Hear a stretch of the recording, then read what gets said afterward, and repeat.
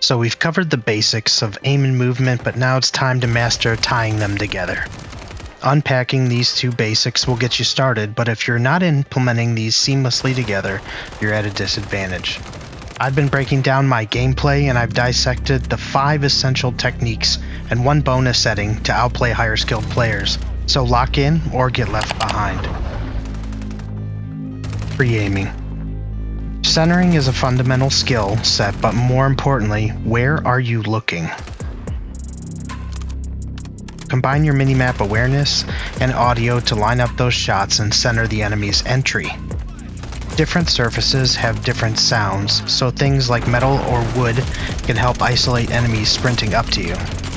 Tin sounds can often be related to the roofline. Counting those teammates will help you time your reload and anticipate aggressive pushes more effectively. Knowing how many teammates they have left in the area is a critical part when being pushed by multiple enemies. It's more than just holding ADS on the door, but sliding after the first knock and taking actionable intel on the kill ping.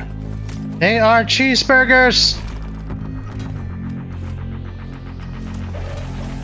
Winning one gunfight should immediately lead you to ask, who's next?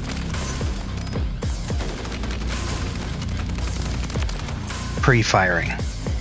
During the actual movement of a firefight, start firing while still in the hipfire position. This wider FOV will have stickier aim on moving targets, and rotational aim assist is easier. You can transition to an ADS while still firing the weapon, all while moving, sliding, or jumping. You can ADS and then let go of your ADS and continue your movement. Hipfire movement is much faster than ADS, so utilize it to the strengths in a high movement scenario. Give them less time to react and start mowing through plates as you chew up critical feet between you and your opponent.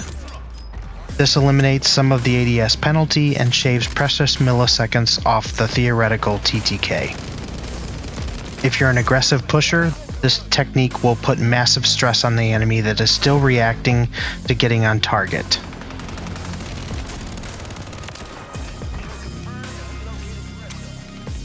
Faking. The strongest form of misdirection is called faking. Sliding in a diagonal direction at a player and then ego-chowing the opposite is deadly. If you swing left, they're going to try and track your movement, but then immediately slide to their opposite diagonal to the right to get the down.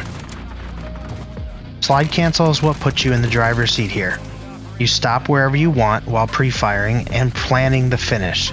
This is where the jump shot or the drop shot can also come in handy, because whatever high damage shots they thought they were chasing are gone. Now they have to get on target all over again. Tracking. When you shoot someone, they're going to start moving. This is where the strafing has the most powerful pull. Move the opposite direction of their movement with your left stick to abuse the rotational aim assist. This will create that sticky aim. Follow through while you manage recoil by pulling down on the right stick. Remember, the crosshair is moving easily with the target, and now we're just maintaining that recoil control by pulling down on that aim stick. Baiting. Much like the fake, this technique is about putting your enemy where you want them. Drop an enemy and change position, but focus the entryways. The down induces panic and their teammates rush in.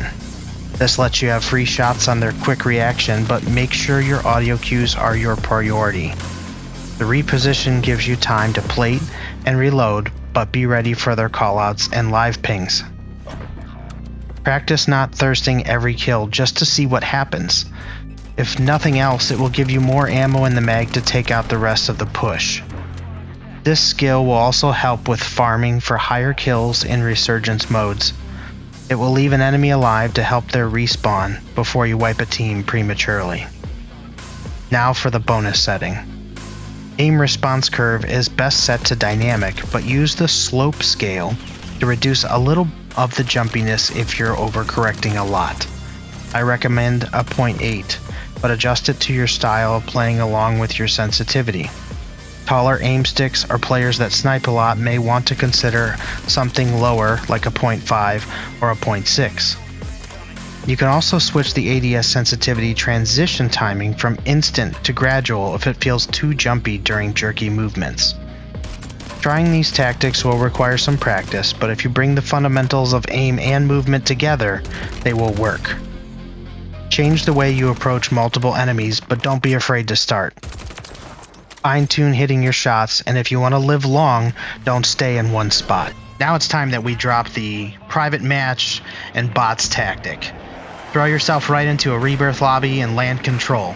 Whether it's with your team or without, land on the first SMG that you get your hands on, and see how many kills you can get before you die.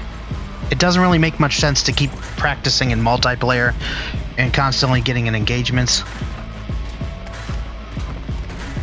Test your game sense, your audio comprehension, your ability to use what's on the ground around you. And stop focusing so much on getting the loadout immediately and seeing what you can do with what you can find on the ground.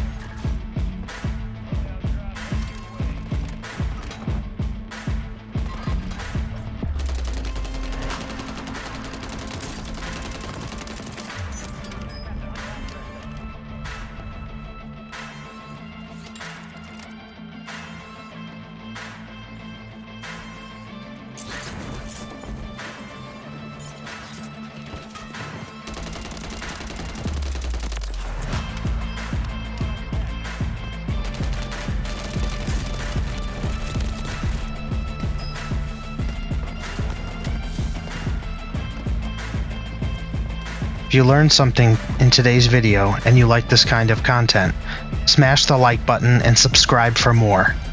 This channel is dedicated to growing your skills as a Warzone player, and good luck out there. Sitrep out.